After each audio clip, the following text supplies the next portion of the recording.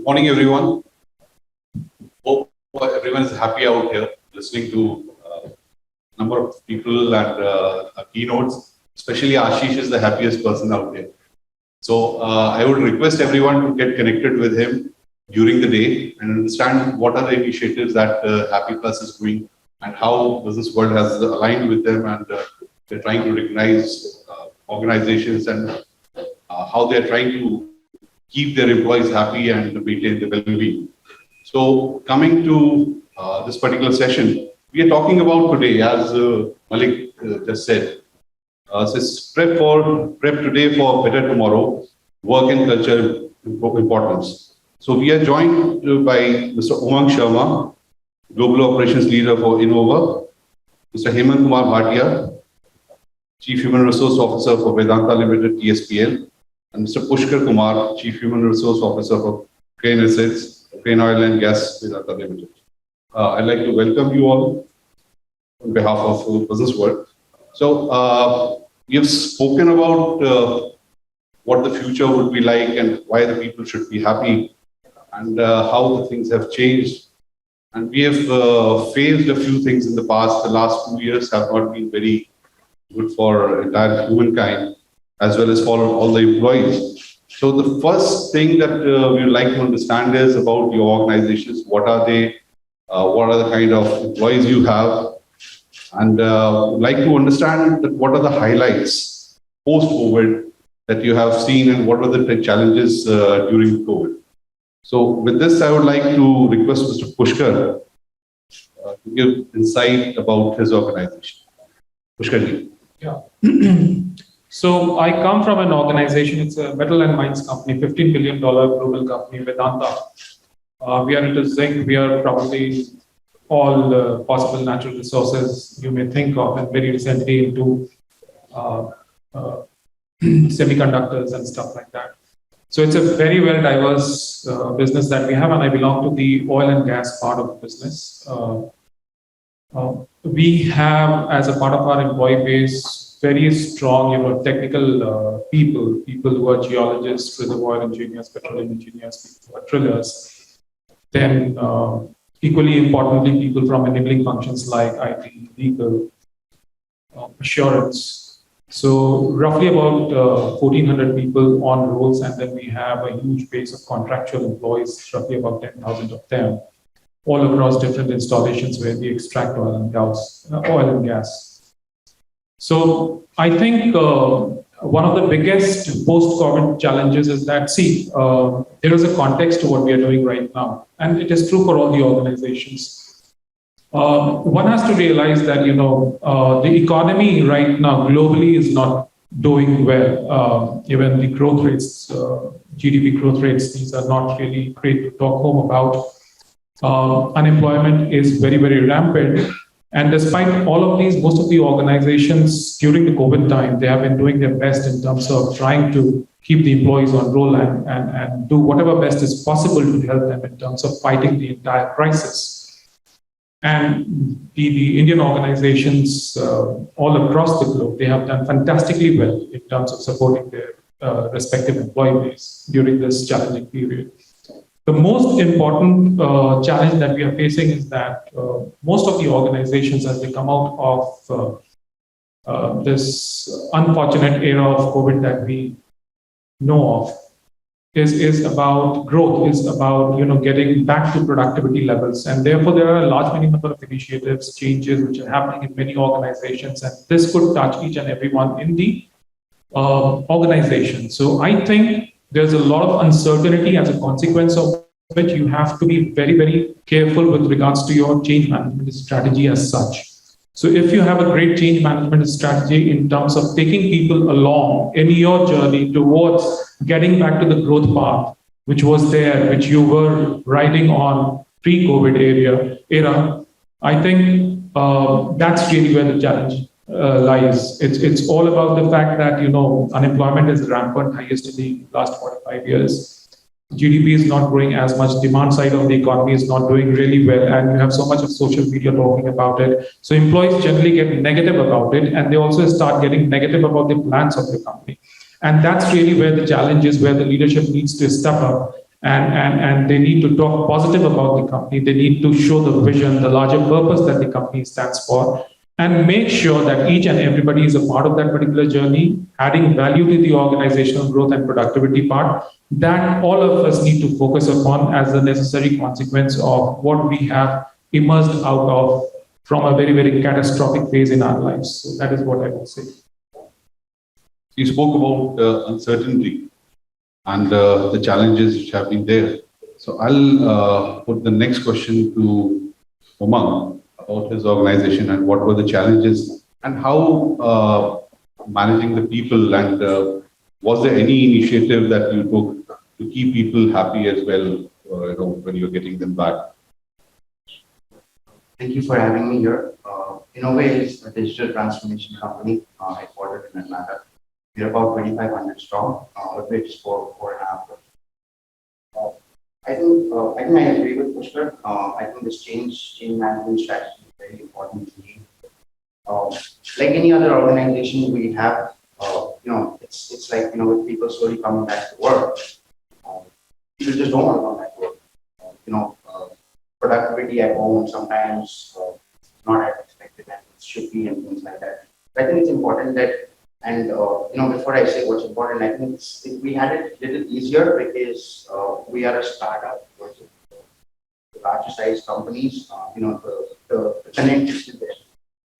Regular engagement activities, I don't think so. Is very important. I think compensation is no longer. I think people look for work-life balance. People look for, there's a study by Gallup that says 95% of people feel respected at work. I think these kind of things that were not important previously are very, very important. I think people need to be empowered. I think, if you give them that level of empowerment, one of my favorite lines is telling our employees, look at yourself as an entrepreneur with a salary. Giving that level of empowerment, giving them new technologies to work on, what is relevant today and what will be relevant tomorrow.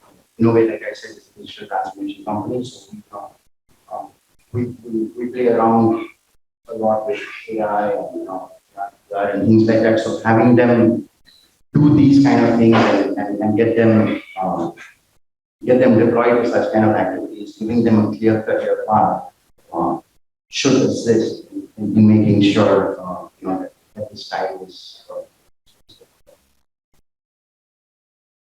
Thanks, Umang. Moving on to Mr. Hemant. So Hemant, you spoke about TSPL, and we had a discussion earlier. The major employee base that you have are contractual employees, and the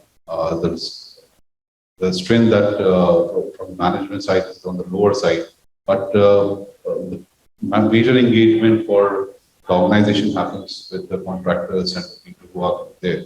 So, post-COVID, what are the key challenges and what are the highlights that you would like to put forward with respect to happiness, I would say? So, good morning. Thank you for giving me the opportunity to speak in this forum.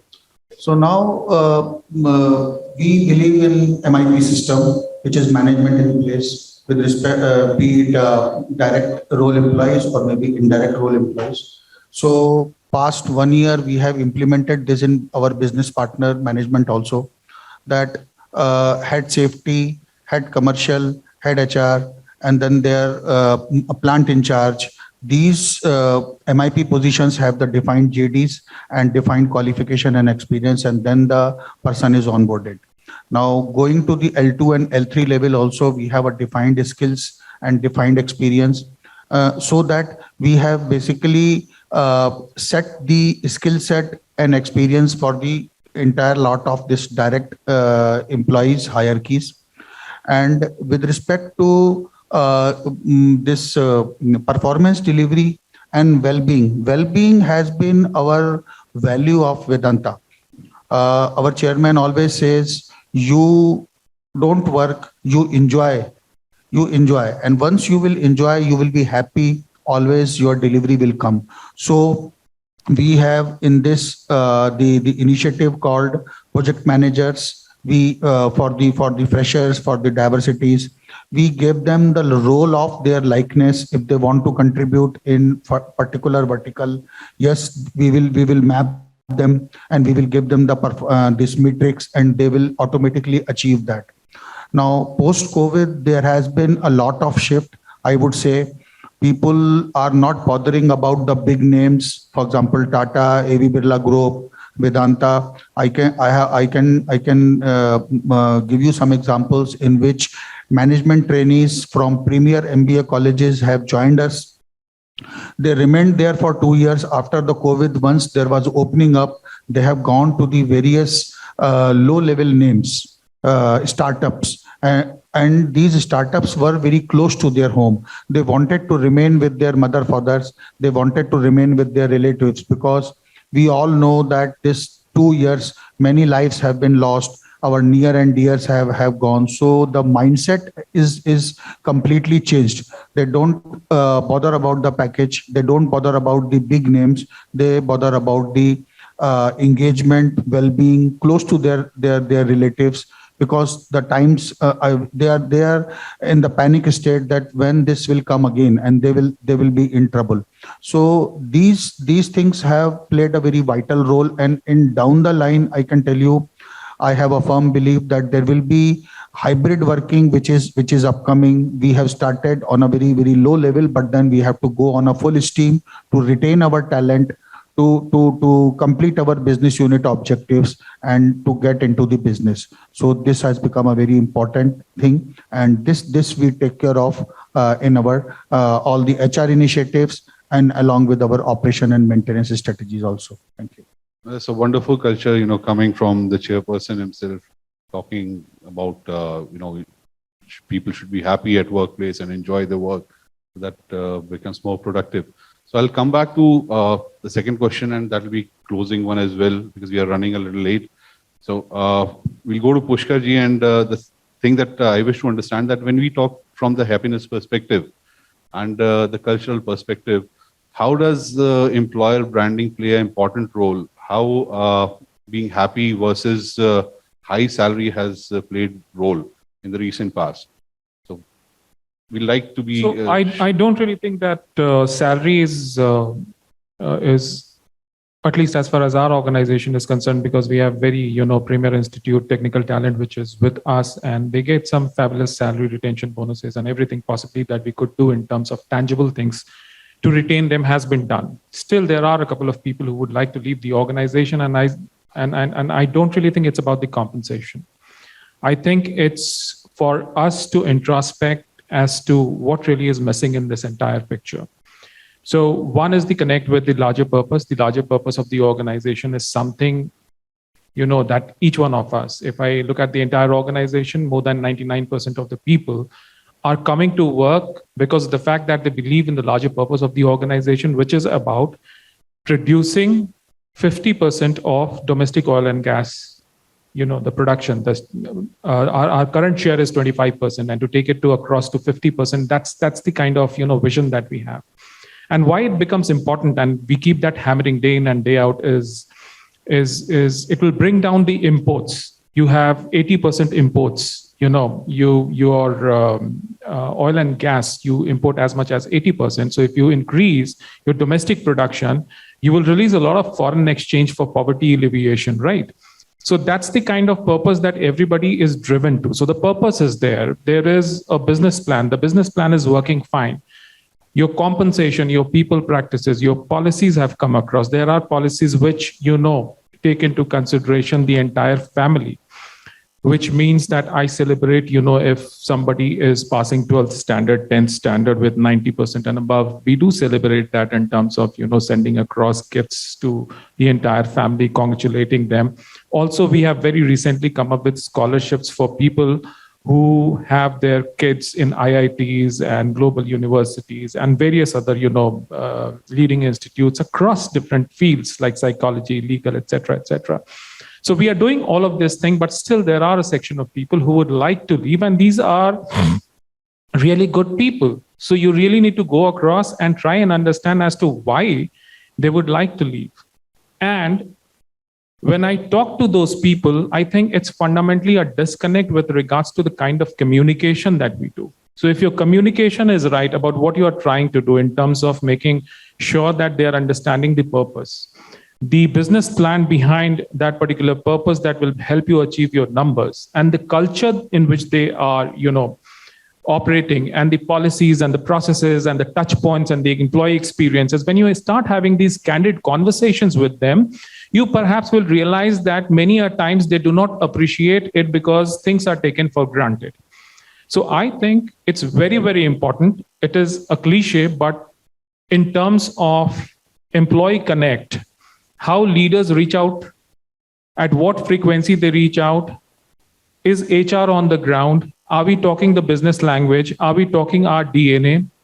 I think all of that becomes very, very important, because what really is happening is that in day-to-day rut, we forget that human touch, going across, talking to people, really understanding their issues, is we forget that it is important. So I think when I talk to some of these people who are on the fringe and who would like to go off, and many of them don't have convincing answers, they start fumbling as to why they would like to go out. Probably there is another offer from another decent company who is doing equally well, and they would just like to jump off. You understand that perhaps the perspective is missing. So right. It becomes important for us to make sure that we have a direct connect, and we also strengthen our managerial capability, build that managerial muscle, so that the experiences that the employees have at different touch points through managers, through HR, they really become very, very praiseworthy, and no employee ultimately leaves the organization. So that's what I would like to reflect upon. So Umang, same thing to you. I'll not take much of time explaining it. So employer branding, happiness versus the monetary aspect. Right. So I think if you can make it quick, we are running. I'll take it in two aspects. I think the joining part, onboarding part versus retention, right? I think this is an idea from an onboarding part, this is an idea from our HR leader. What we've started doing is during the onboarding process or the interview process, we allow the candidates to interact with our current workforce. We give them the option to interact with our current workforce, so they know firsthand what our culture is about. It's better to hear it from them than from us. And from the retention aspect, I think it's important that you constantly upgrade your workforce. Providing them those 360-degree benefits. Whether it's assisting them in their further education. Tie-ups with training academies like Next Level Learning and things like that helps a lot. Apart from that, I think it's really important that the senior management talks to them a lot, letting them know of the vision of the company, a clear career path, letting them know of the clear career path they have in front of them is important. And I see the time, so I'm going to stop. Thank you. So Hemant, coming to you on the employer branding part, basically you are working with the contractual forces, but leaving that aside, we'll talk about what are the strategies with respect to happiness that are required in terms of contractual employees as well. Are they happy inside the organization or not? And what are the retention policies that you have for them? In this, Connect plays the very important part. I would say that we have 4 layers of Connect with them. Our CEO connects with them, which we call Vartalap. And CEO connects with them each month.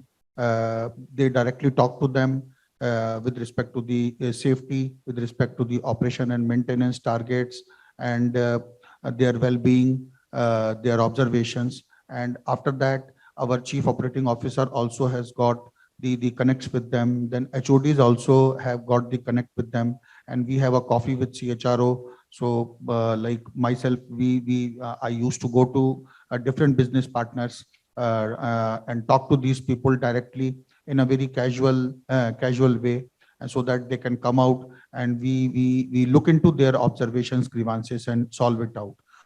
So that has been our connect point, where we listen to them. We try to open them up with respect to the things they want in the workplace, so that we can provide them that ecosystem in which they can perform to their best level.